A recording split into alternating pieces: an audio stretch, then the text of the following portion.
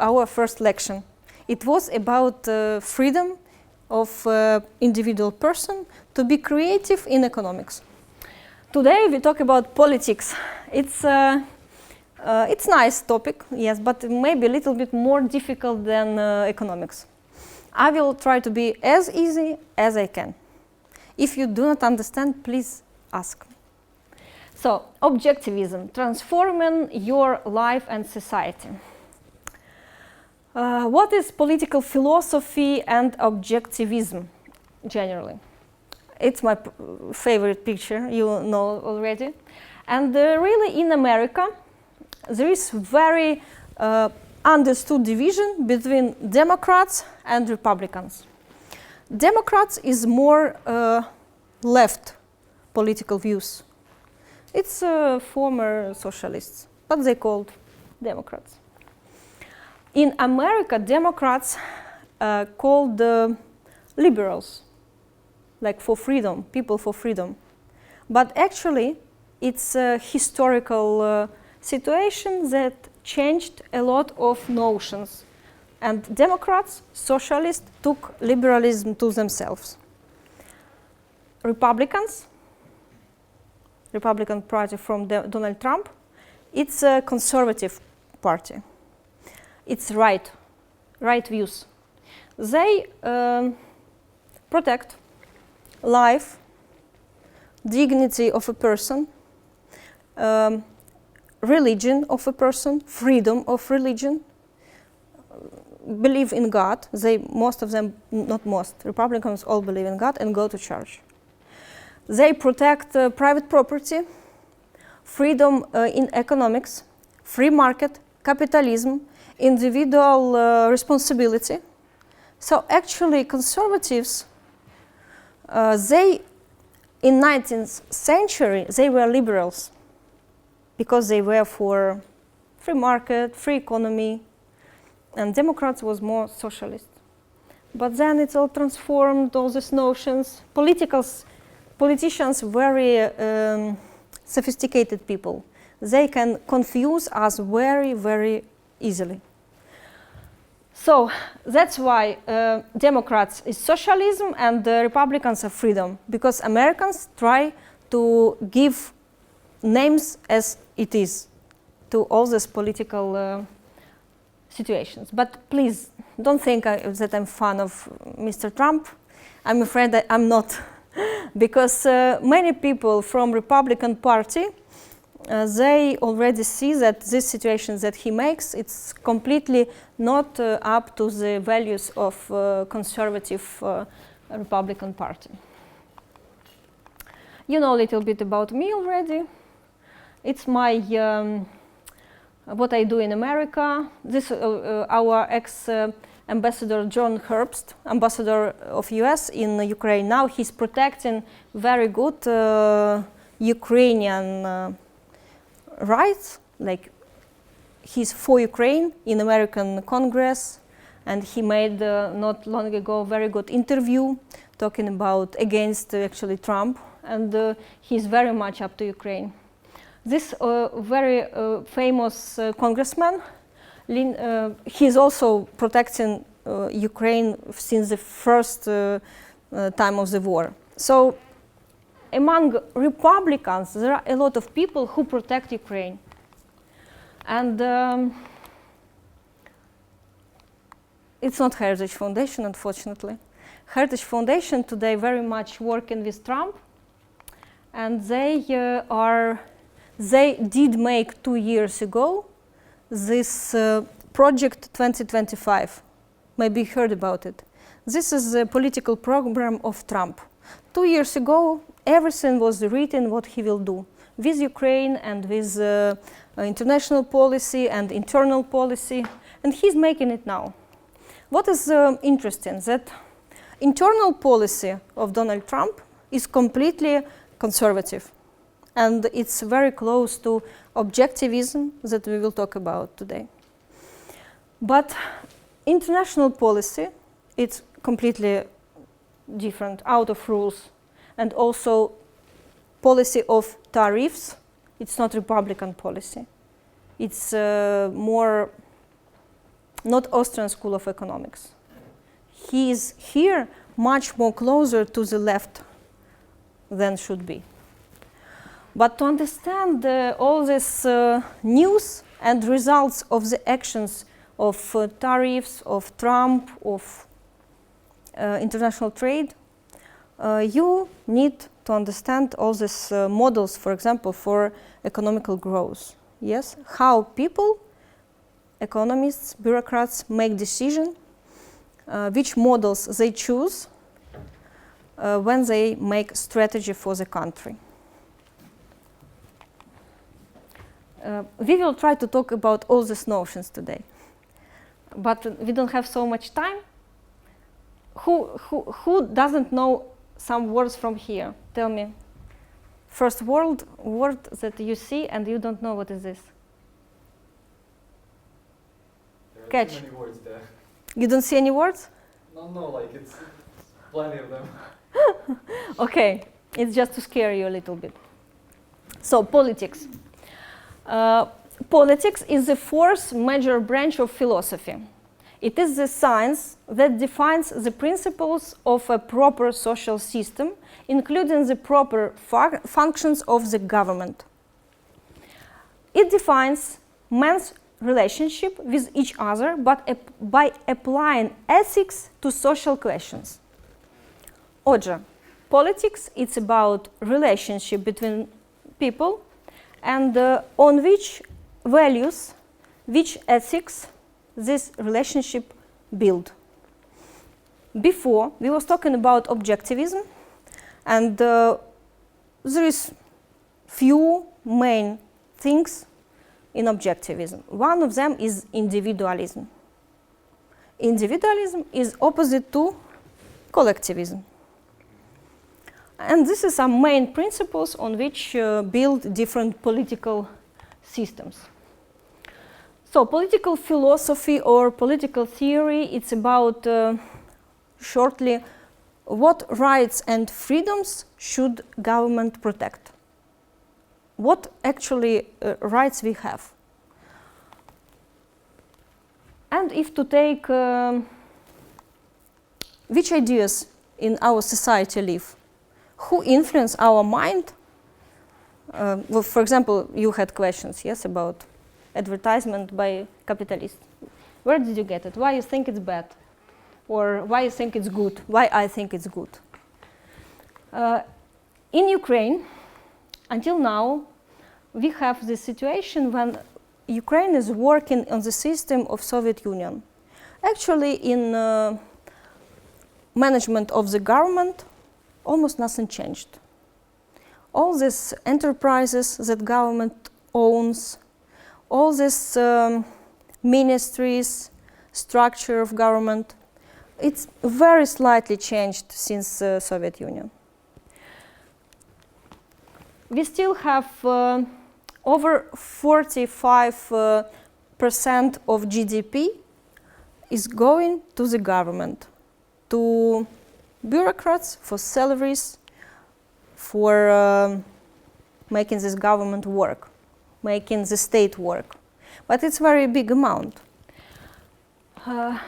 In free countries, we didn't have time to talk about economic freedom in the previous lecture, but Ukraine today, in economical freedom index, has a place of 150, so almost at the end. We don't have economic freedom in Ukraine. You would tell me it's war because of this, because of the war. But in 2020, as soon as I remember the year, we had 147 number in the rating. And it was one of the best, I would say, years in maybe in economics for us. So sorry, which rating? About which rating? Economic freedom. Okay. This is there is Heritage Foundation that makes rating of economic freedom in the world. So for economic freedom, you need to have small government and small government expenses. Ukraine today have 45%. We don't talk about military expenses. If we talk together military and for government, it would be 80%. But to be economically free country and to be in the rating upper, we need to have not more than 25% of GDP would go to the government. What it means? GDP, who knows what is GDP? Так, GDP, this is all everything that country produced during the year and sold. It's if to say easily. It means all businesses that work in the country, they produce some stuff, they sold it, and this is GDP. So size of Ukrainian economy today approximately $200 billion. So almost 100 goes to the government of this amount. And why it's not changing in Ukraine? Why still, since the beginning of independence, we always have expenses for government over 40% of GDP? Why it's so expensive for us?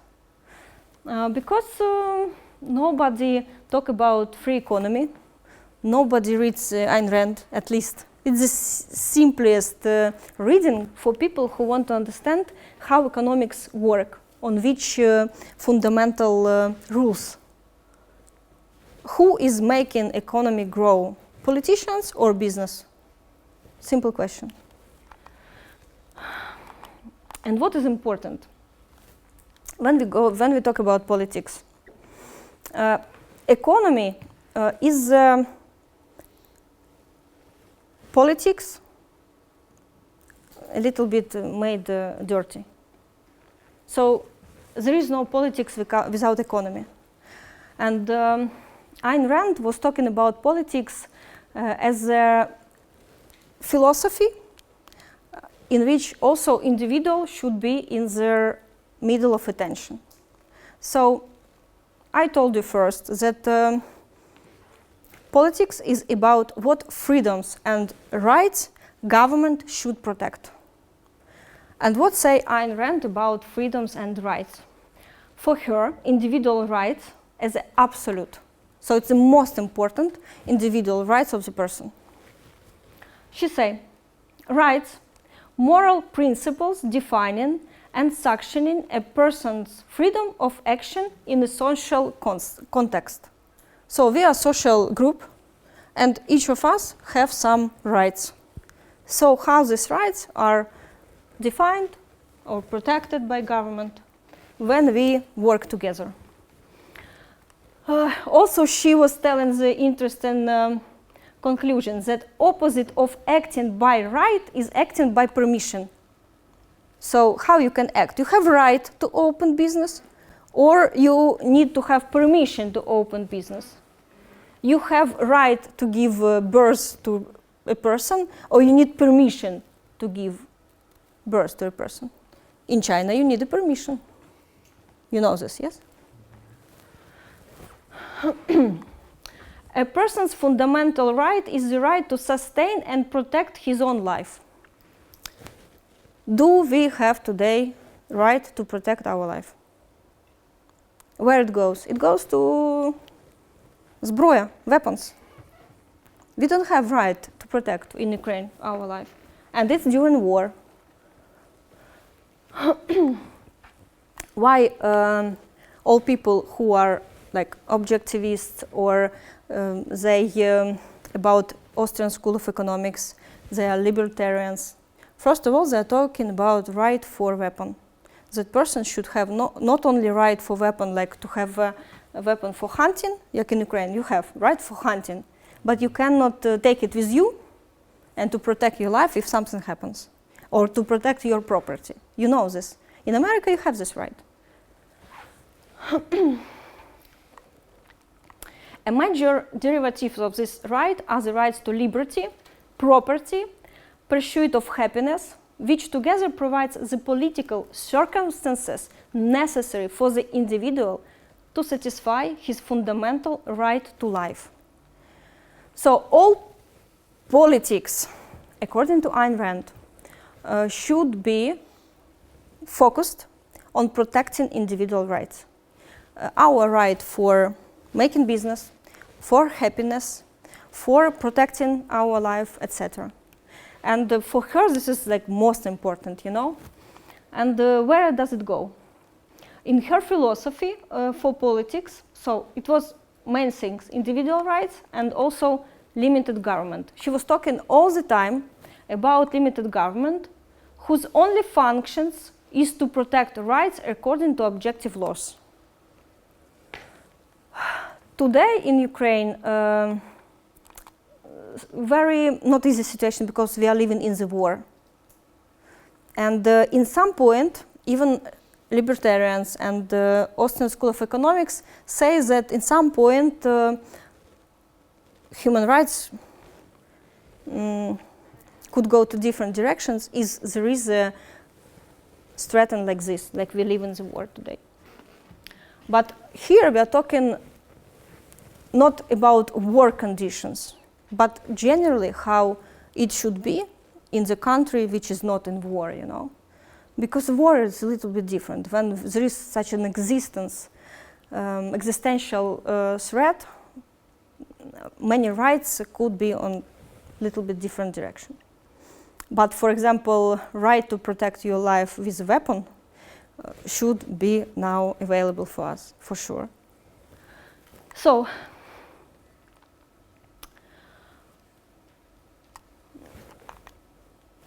here we go to two different directions. First, individualism, another collectivism. And this is a simple way to understand which economical theory or which political theory it's about what. It's about collectivism or about individualism. And today, a little bit talking with Ayn Rand, I will try to give you some hints. So, about the political philosophy of collectivism, Ayn Rand was saying like this. This political philosophy of collectivism is based on a view of a man as a congenital, incompetent, helpless, mindless creature who must be fooled and ruled by a special elite with some unspecified claim to superior wisdom and a lust for power. It was in an article, Who Will Protect Us from Our Protectors? What it means?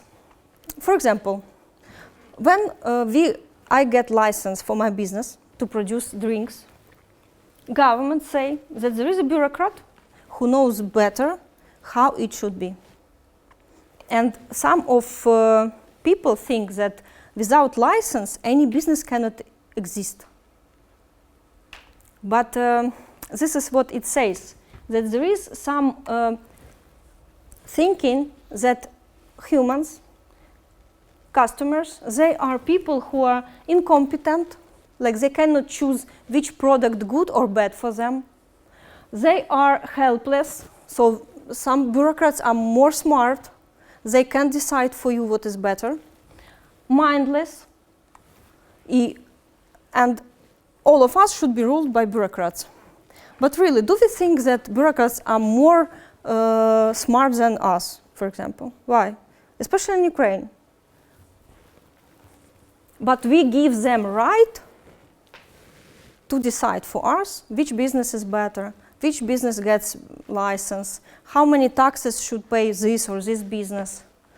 No, this is, you know, the small examples, but just to think why we give so much power to bureaucrats. There is a very good book, Бастіа, що видно і що не видно. Нічого не читали ніколи. It's a French parliamentary guy who wrote this book in 1850, the middle of 19th century. And he was in parliament, he was on the right side, not left, and he was talking about taxes in France. And actually he said, listen, today government try to decide which taxes which business should pay and how much. Why government this decide? You should only imagine, say Bastia in the middle of 19th century, What will happen when government will start work in medicine, in education, in media, in some producers, in some business, in infrastructure? And just 50 years later, government started to work in all these spheres of our life. Medicine in Ukraine, almost completely governmental, state-owned. Education, state-owned. They don't only own the buildings, they own the program. They decide what kind of program our kids should have, for example. And this is what she was talking about, who is smarter, who should protect us from our protectors. So individualism and collectivism was born, of course, in ancient times.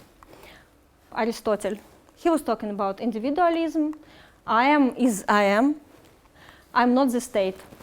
And Platon, he was like a kind of father of collectivism. He was talking that I am a society. I am a representative of some group. And this is two different philosophies where the world divided. So today, almost more than 2,000 years later, we are still chewing these ideas, even here. Today, conversation about collectivism and individualism went to the government policy.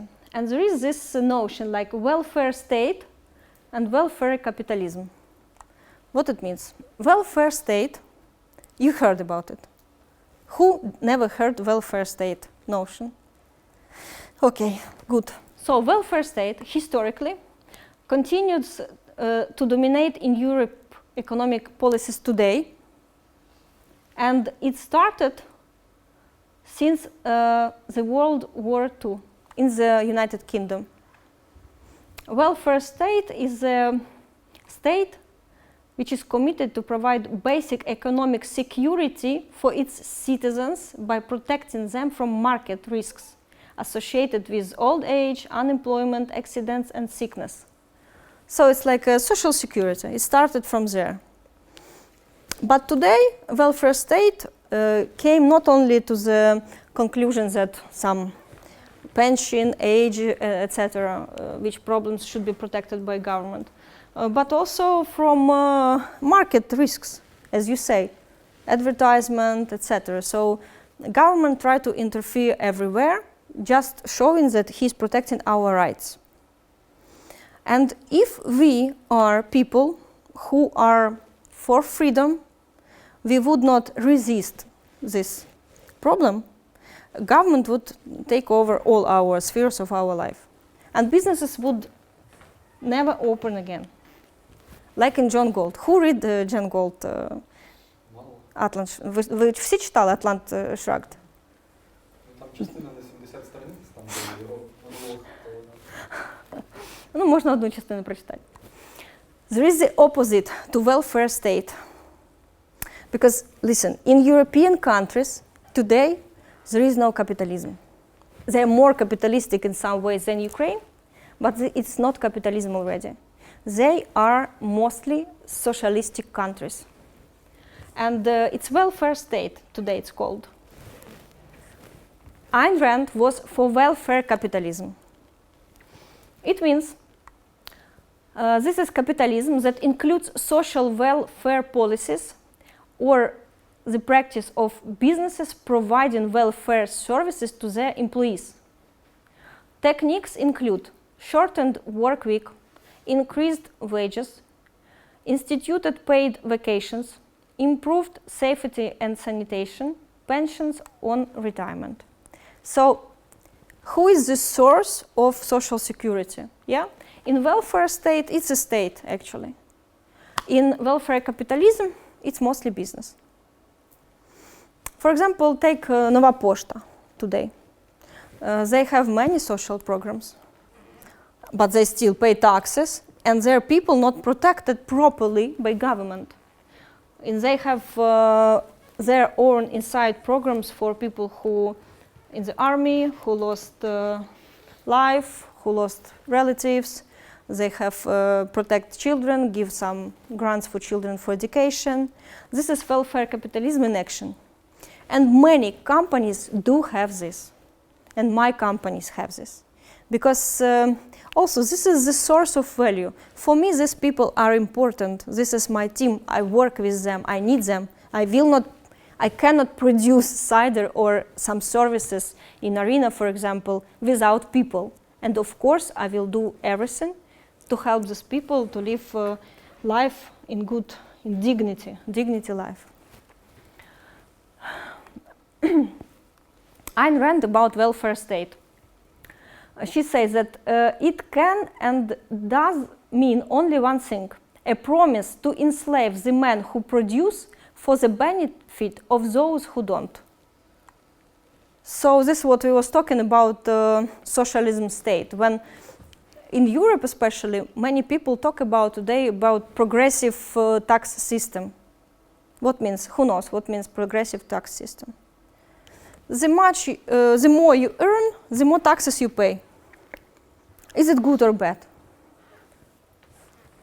Bad, because will I have motivation to make more money if I need to pay more taxes?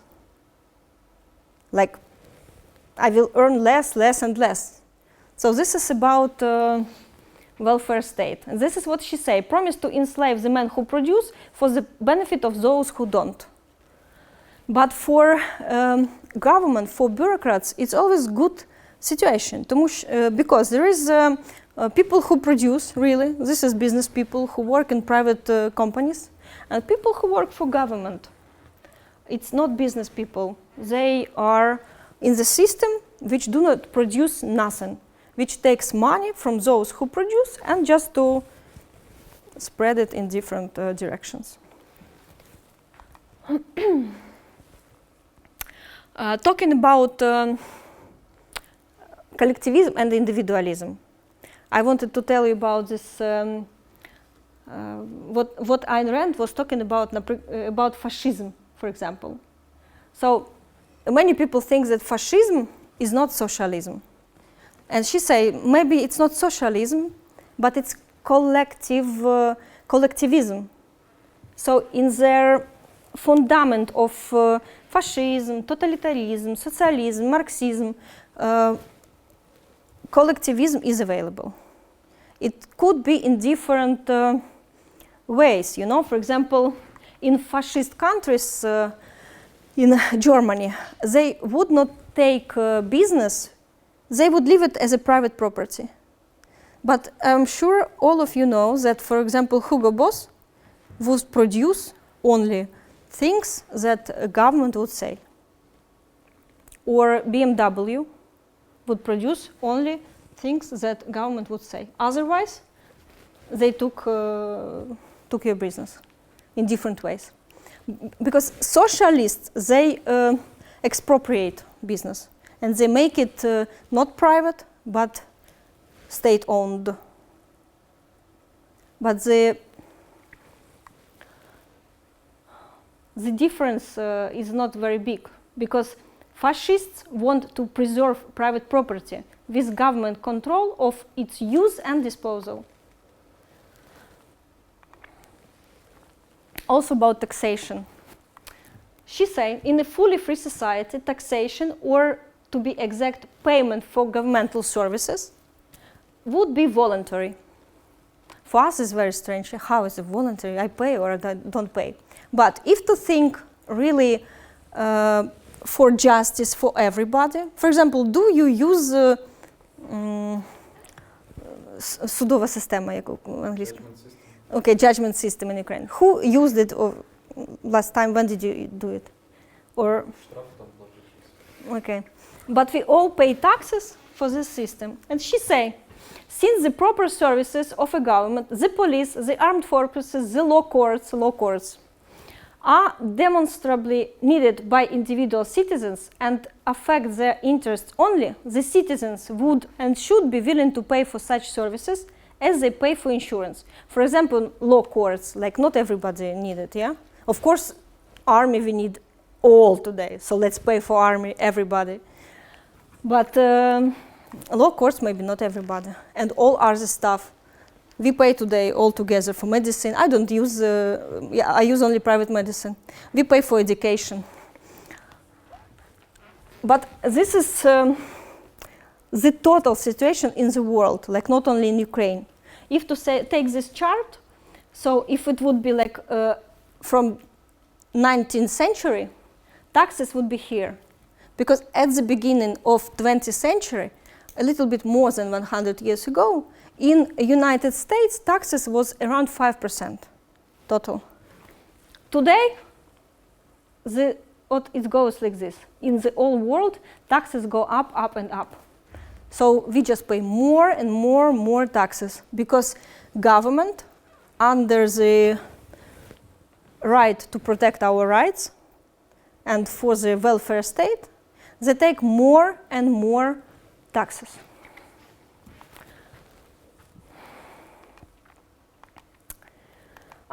In my economic, can we take my economic presentation? Тут нікого нема, ну добре. Я зараз, I will tell you about taxes. There is in the world index tax freedom day. Who heard about it? So some economists calculate when in each country starts the day in the year when you and me stop working for government and we start to earn money for ourselves. So what do you think? When this month of tax freedom month, when it starts in Ukraine, approximately? Maybe after retirement. month. Month. No, date, you don't know the date, but month. I don't know about Ukraine, maybe February. February. This would be very good, yes, but in June. It starts in the middle of June. So before the middle of June, all of us, we work for government.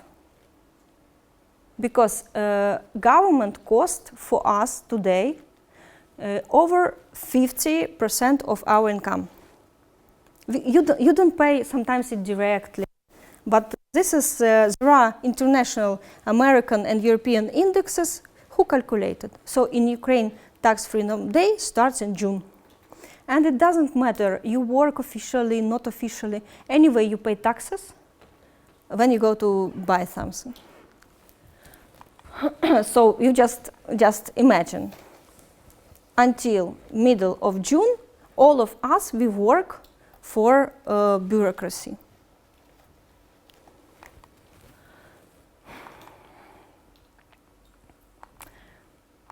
Так. Okay, I don't want to stop in some points, but here, for example, it's very important also about praxeology and for Ayn Rand. There are negative rights and positive rights.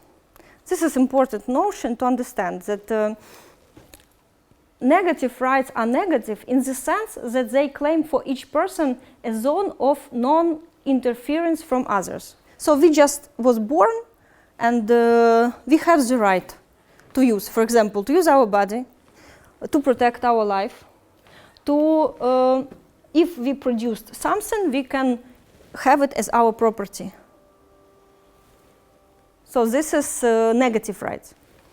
Positive rights are positive in the sense that they claim for each person the positive assistance of others in fulfilling basic constitutes of human well-being like health and education.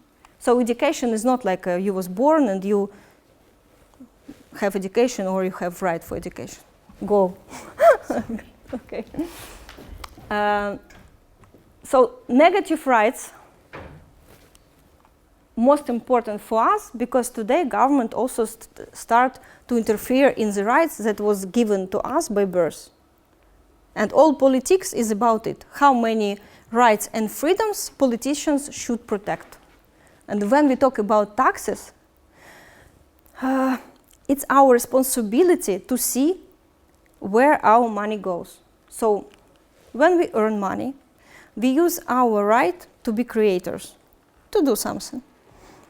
And if we are not responsible for taxes that we pay, we are not interested in politics, in economics. So it means that we actually do not use our negative right to have right for our private property. But most people do not think about it even. You know why? Because in Ukraine we do not pay taxes by ourselves. When last time you paid taxes to the government? Never. Always someone pays for you. Even you get scholarship. Do you get scholarship now? So people who pay you scholarship, they pay taxes for you. You don't even know how many taxes you paid. When you go to shop, you buy something, business who owns the shop, they pay taxes for you. But in America, why they are so interested in politics? Because all of them, at the end of the year, pay taxes. They calculate all their expenses in special Excel files, etc. They take all bills. They do it by themselves, you know? It's a personal responsibility. This is individualism in action. This is where individual responsibility born. Soviet Union took from us this responsibility. They made us with collective minds. We just, many people still don't know how many taxes they pay from salary, from their own salary. So,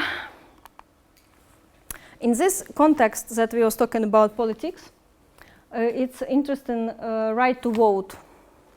So, due to a situation that many people in states getting salary from government or subsidies or some льготы, як буде льготи? Льготы. They would vote for those who promise them more subsidies, more salaries, and they would not vote for people who will say, we are for economic freedom. We want you take responsibility for your life. They would say, it's not popular today. So, conflict of interest. If a group of people is connected by material interest with the persons who rule the state, then they will vote for those who will ensure their material interests. And when we are talking about situation in Ukraine, how to change it, always go to numbers. In Ukraine today, 4.8 million people getting salary from government. 4.8 million people. It's bureaucrats, it's officials, it's of course people from different police, etc., medicine, schools, but this is all voters. Even more. Take 11 million of pensioners. They take pension from government. They are not responsible for their own pension. Let's not take today babushka and dedushka, because they are from Soviet Union. They are victims of these systems. But us, we should think about our pension in different way. We should not think that we work today, pay taxes, and due to these taxes we will have pension later. We will not. Because our pension is a system when you pay today taxes for pension, and these taxes today go to pensioners who existed today. How to change this situation?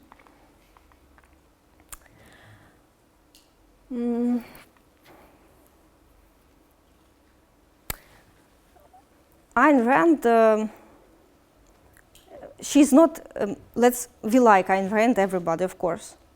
But she was not ideal in some points, yeah? She was telling directly what she thinks about it. For example, like for altruism and collectivism. She said directly that altruism is bad. And in Ukraine, how it's bad? Altruism is so good. You help other people. But Ayn Rand see it in a very different way. The political expression of altruism is collectivism or statism. Тобто, why we think that altruism is good? This is philosophy, is expression political expression of collectivism or statism, which holds the man's life and work belong to the state, to society. This is collective state of mind. To the group, to the gang, the race, the nation, and that the state may dispose of him in any way it pleases for the sake of whatever it deems to be its own tribal, collective goods.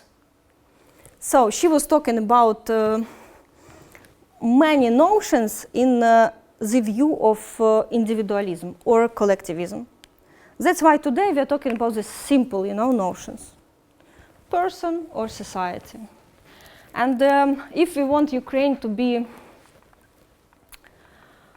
if we want Ukraine to change, we need really to be with critical minds, most of us.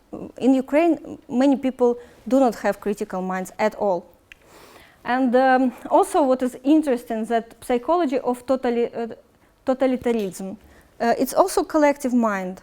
For example, Russia today is a totalitarianism country. And they have collectivism, not individualism. That's why it works like this. Propaganda works. But it's not only there. It's generally for our time is a very bad illness, when we think that advertisement of businesses is bad because it influences us. But everything has alternative way, You should always think what is worse to be influencing my mind than, for example, this competitive market. So generally, you can sign for my Telegram channel. I will check, did you sign or not? It's a joke. If you have questions, I was trying to, in this short time, was trying not to give you everything, but just some important point, fundamental, where we stand, from which point we need to see the news, see the actions of politicians, to understand what they are fighting for, which rights they protect, especially in Ukraine. Because in Ukraine we need to see news from the, especially in economics, because for us economics today is our existence. If we would not have strong economy, we would not survive. Of course we have army, and it's the strongest army in the Europe today. But for this army we need a lot of money. And we need to make our economy as free as possible. Because I opened business during war, so and many people did. And many people opened new factories, new businesses. Why? Because in Ukraine there are possibilities, there are a lot of people, there is a big market, but we need more freedom, more conditions to open business freely. Not only open, but also to make less taxes, because today's taxes is impossible to pay officially.